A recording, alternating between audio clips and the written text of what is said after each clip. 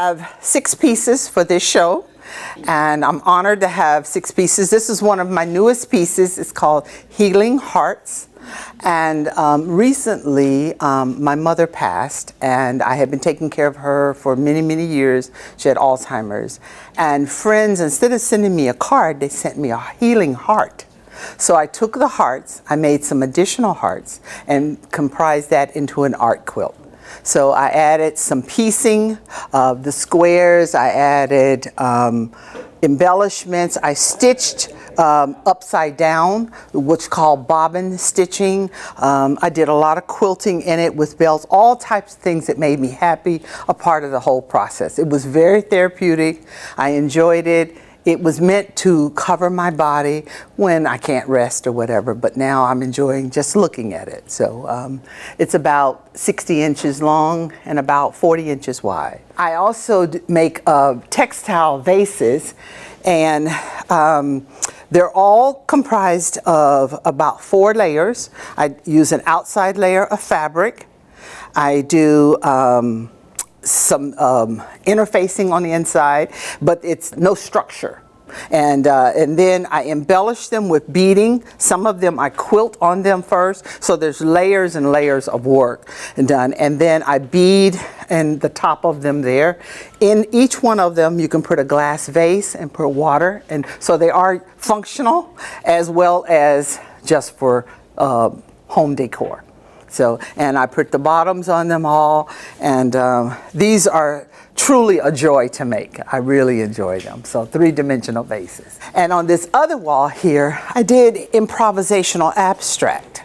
So I really enjoy doing abstract work. I love it with other people, but it stretches me. So that was actually good. I took a lot of hot pinks and reds, put them together, added some applique, lots and lots of crystals because I love the bling, and layers and layers. I have layers of quilting on there. I did some bobbin work, lots of different treatments, lots of different techniques.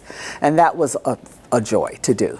The one beside it is called Water Birds, and that hangs in my husband's office, and it's a calm piece, but it's also an abstract piece. But I like a little bit of representation in there, so it's called Water Bird. I started sewing at the age of about 13, and I used to sneak and sew. And when I was growing up, my father would say, "Go to bed, go to bed," and I would roll up a towel and put it up under my door, and I would sneak and sew, and then get up in the morning and I'd have a skirt to wear to school, or I'd have something. So I love sewing. I think I learned it from my grandmother and my grandfather. My grandfather was prolific. He was a farmer, but in the winter months, he challenged my grandmother. She said, "If you think you can do good, then do good." He had a really good sense of color. Really good sense. Her construction techniques, I get them from her. I really like attention to detail, and I take tremendous pride in putting things together so that they hang nicely and look, you know, more like art. I used to help my grandparents sell their quilts too. So many years, that was when they first started doing it. I would help them sell their quilts. That was back when we would sell a large bed quilt for $300. So now, you know, it would be a total different price. But yeah, they were utilitarian pieces to keep you warm. But I've enjoyed it for many years. So I want them to see and feel a certain sense of spirituality, a certain sense of peace, calm. I think in our chaos now in the world, we need that. The colors make me happy. They make me feel good, and I hope that the way I put it together and the joy that it brought me, it brings that to the viewer also. It's an honor. It's an honor to come every year and to be a part, to be an invited guest. I really enjoy making new work to show each time, and I'm very thankful for you, Maureen, and for Cathy Jeffers for inviting me to be a part of it. I can be found in social media. I belong to a group in California called Beyond the Edge Fiber Artist. So my work is on that blog, Beyond the Edge Fiber Artist.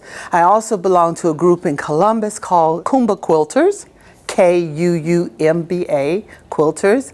I belong to a national organization called SAQUA, Studio Art Quilters Association. So I just keep my finger in it a little bit, but I enjoy it a lot. Okay, for this show, even though it's called Fiber Arts and the majority of people here are quilters, I am not a quilter, nor do I even pull out a sewing machine very often unless I have to hem something or make a repair. I'm a cyanotype artist, mixed media artist, and painter, so my work combines all of those things, and my fibers are primarily papers, often handmade papers handmade by other people, not me, are fabrics like silk and cotton and other natural fibers. And I've also been known to cyanotype on wood, but not as successfully as paper and fabrics. So for this show, I brought a collection of my cyanotypes, some painted, some just straight up thanks to the sun and the chemicals that are used to treat the papers and fabrics. And to give a little quilt bit to this, we were talking about the quilters, the organization that's going to be here, about the Underground Railroad quilts. So I did a little bit of research, and this is my cyanotype version of the bear paw quilt square.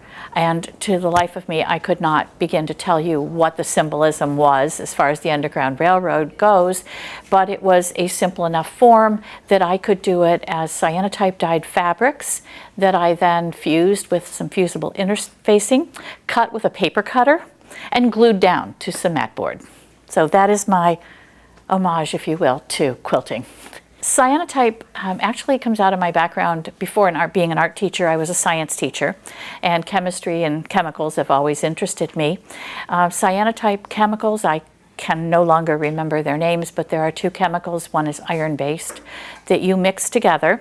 They create kind of a lime green watery liquid when they're mixed together.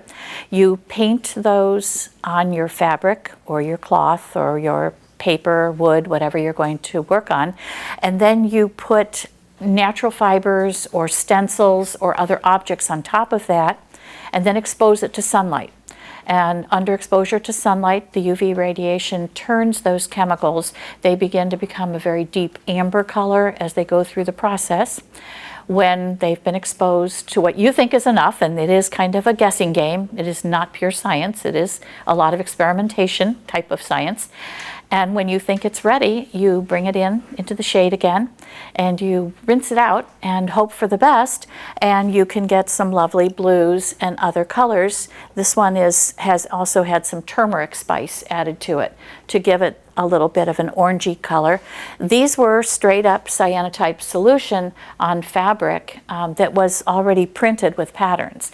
And I found out that the patterns did not accept the solution, so I had some really nice cyanotype colored fabric to work with. I know I was here last year, but I've been here for other shows thanks to Cathy Jeffers, who coordinated this one, inviting me to tag along on some of the other ones. So I was here for Art of the Quilt a couple months ago. I was here for Heart of Art or Art of Heart or Heart Art kind of thing. And I was here last year for this fiber show. And I think I've been here prior to that as well. My first time here at Cathy's invite was in 2020 when we reopened after the COVID closures. So that was way back. I was an art teacher, but before that I was an elementary classroom teacher. I was a science teacher. I was an assistant principal. And then I was an art teacher for the final 12 years of my teaching career. Then I retired and took everything I'd been doing for all those years and turned it into what I do today. Best place to follow me is on Instagram, because I'm on Instagram several times a week updating my work. I do have a website, cboggsart.com, but I neglect it severely, so I'll admit that. Instagram is the most, and I'm always cboggsart. You can find me on Facebook, you can find me on Instagram, you can find me on Threads, rarely. And my grandson is constantly telling me I need to be on TikTok, but I haven't taken the TikTok plunge yet. Right now, I'm creating cyanotype jewelry, like I'm wearing right here. This is done with scraps of my cyanotype fab. This one is on like a fabric-y kind of paper. And so I'm experimenting with ways to now create jewelry and other wearable. I make headbands, and I'm trying to master tote bag printing, but that's not quite ready for public yet. I think it kind of speaks for itself. I like to mix things up and try new things, and I'm just very grateful to be asked to do these things. So thank you, Cathy Jeffers, and thank you, Maureen. Fiber Show, this is our 4th year for it, and it started just by me asking, could we have a show that fiber arts is the main just part of the show. No paintings, just fibers. And that means working with wools, working with natural fibers, and working with quilting, vessels, all kinds of things that are made out of fiber. And we tend to be a contemporary show with pieces that are more bright and colorful, but this year we have, because of the tie-in with the Underground Railroad, we have samples of Underground Railroad symbolism, and we have 2 traditional quilters this year that have contributed to that. And we also have another artist that has done beautiful stitching work that will blow your mind when you come to see it. This year, I've been under the weather this year, so I have not as many pieces as I typically have, but I have here on this wall, I have 3 quilts, very different. The top one is a landscape, and I hope that people will look at it very closely because there's so many different kinds of textures that I tried to put into that quilt. This one, I challenged myself to make a quilt in a day, which is something that is a fun thing that quilters do. And this was made within 24 hours. And then this one was the first quilt that I made after I got out of the hospital this year. And then finally, this is paper. This is kind of a paper mache with paint and handmade paper. The inside of it is all handmade paper. So those are the pieces that I have here. I also have a piece in the display case, which is a felted bowl. I'm a former art teacher. I taught for 35 years. And after that, I kind of said, okay, put all those skills that you have and put them into things that you like to do. And because I'm a night owl and I like to spread out, my house is like 3/4 art studio, and then the rest of my living quarters. I'm on Facebook under Cathy Jeffers Art Quilts and Mixed Media. You can find me there, or you can find me on my personal page that has quilting and other items on it. I think the main thing is that the people, what they are contributing here, it's just such fantastic. I meet new people all the time and they go, I've heard about this show, I'd like to be a part of it, and here they are. So this is the pleasure of working with so many nice fiber artists. Each piece will have a simple description about it and what it's made up to. But if you'll take their business cards, if you have questions, I'm sure they would love to discuss what they're doing. So that's a great way to find out more about their type of artwork. I am a typical quilt maker. I just love to put fabric together, blocks, squares, triangles. It's artwork in its own form, and it goes back to our grandparents and before that. So it's just quilting. I love it. About 25 years ago, my mom passed away, and my stepfather found 11 quilt tops. I started looking at them, and I recognized fabric from doll clothes and stuff. So I never saw Grandma quilt, but we always had quilts on the bed. So I was more of an embroidery person, and I thought, I'm gonna go take a quilt class and finish these up for my siblings, which is what I did. And some of the grandkids got them too. And I've been quilting ever since. So I love it, love it, love it. No formal training. I can't sew a dress. My mom was like a master seamstress. My sisters all can sew. I didn't know, I actually got a sewing machine for a wedding gift from my mother because my husband sewed better than I did. He could actually mend. His grandmother taught him. But no training. It was all from classes. And now I have like 5 sewing machines. I have a long arm machine. I'm now addicted to it. I'm totally addicted to quilting and stuff. Fortunately, I don't have a website. I'm all word of mouth. I'm really kind of known for doing memory quilts. after someone's passed away, people hear about me making clothes from their deceased family member. So that is what I really enjoy doing and stuff. But usually I have business cards here, and that says I don't advertise. I'm strictly, they find me. This is how it is. I just want them to see fun. So the one behind me, the red zinger, is from a book on selvages. And I'm fascinated with the names of the fabric collections. And I try to put stuff in there that's just really whimsical, and I like to recycle. I have scraps of unbelievable amount from fabric because I can't throw it away. So this is one thing. It's just happiness, and it's a conversation piece and things. And then fabric lets me try different stuff. You know, sometimes I think, oh, this is an ugly piece of fabric, but when you cut it up, it turns out really pretty. And they're like, how do you do that? And it's just, I just start cutting. So I think it brings joy, it's conversation, and quilting can go anywhere with anything. And it just depends on what you like. And I happen to love fabric, so that's it. Well, I'm fascinated because I met Cathy a year ago through my brother and through you. And I thought, I've never been in a show before. I didn't know what to expect. So I thought, I am out of my league. And then I meet the ladies, I start talking, and it's like, I'm fascinated with the work that they're doing. And I thought, well, you know, this is art too. And for Cathy to include me and remember me to ask if I wanted to be in this. And I thought, this is just so fun. And I just love being with these other groups of artists and stuff. So it all kind of merges together, you know, all of our little, you know, things that we have. It all complements. This is my first show, yes. So I'm just like thrilled to be here, yes, and to be included with all this talent and stuff, absolutely. It's another whole ball game, you know, for me. So, you know, I'm just happy to be included in it, yeah, absolutely. The work I currently have on display here is a combination of pieces that I created starting back in the year probably 2012, when I first retired from my technical job and decided that I wanted to become an artist. But the artist thing was not what I had in mind when I got started. I just really wanted to pick up needle and thread and start sewing again. When I was about 7 years old, my mother started putting needle and thread, crochet needles, and knitting needles in my hands, and just getting me acquainted with working with needle and thread and needles. She also began to sit me up at the sewing machine, and so she started me there on all the different skills of doing needlework. She herself was a professional seamstress. She was a wardrobe mistress for a while for a family, and then she also did draperies and upholstery type work as well.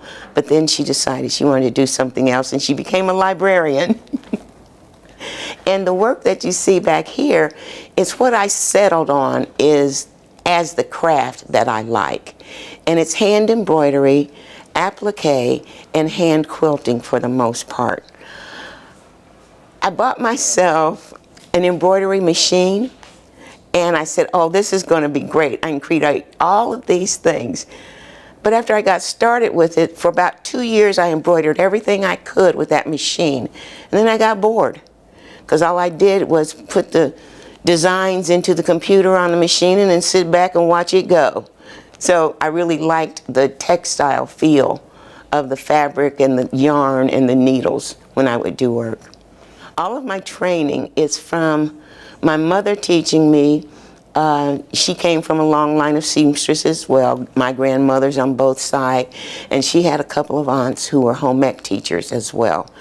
And along the way you pick up things from other people, but I've never taken an art class to turn my sewing into artwork. It's something I just kind of fell into, and people started noticing what I was doing and saying, hey, that's really artistic. And so I said, okay, well, maybe I can start doing some of this stuff. So I didn't really get started doing this until after I retired from the AT&T and Bell system. My mother would love this, just because with our backgrounds, and and as she got older, she couldn't do the work anymore because her hands didn't work the way they used to, but she could still enjoy it by just looking at it. She'd love this, and especially if I'm in the midst of all this other beauty that you see here, and other people are actually noticing besides her. When people can contact me in various ways, I post things on my Facebook page. It's Andrea Cummings. I've been working on a website, actual website, but I don't ever seem to be able to get it finished. And the other places they can see my work is with the African American Visual Artists Guild. For about the last 10 years, I've been a member of AVAG, which is that organization focused on developing and making known the African American skills and artwork that are here in the Dayton area. The majority of my work is seen is through that organization. I've been a member of it since 2012, and we always have 2 exhibits going at the same time. We have a traveling exhibit that travels every 2 years to various locations, and then in our own gallery, which is located at Central State University Dayton campus, and on their second floor, AVAG has its own gallery, so we rotate our member artists' work on that site. This is different. I met Cathy at another exhibit of the African American Visual Artists Guild, where she saw something else that I had done, and she asked me if I'd like to participate in the fabric show. And I said, yeah, I would love that, because sometimes I get lost in the celebration of all the paintings and portraits and everything that are seen, and this is needlework that just hangs on the wall, and sometimes it doesn't really jump out at people, but this is great to be amongst all of this beauty. I'd like to say that my subject matter ranges from all kinds of subjects, and the last piece that I did that I'm pretty proud of is this one here with the little girl seemingly looking up at, I believe, what looks like a dream scene, and the title of it is Not If, But When. And that's always been one of the positive things I've wanted to impart to my kids and their friends, is not to think in terms of if, but think in terms of when.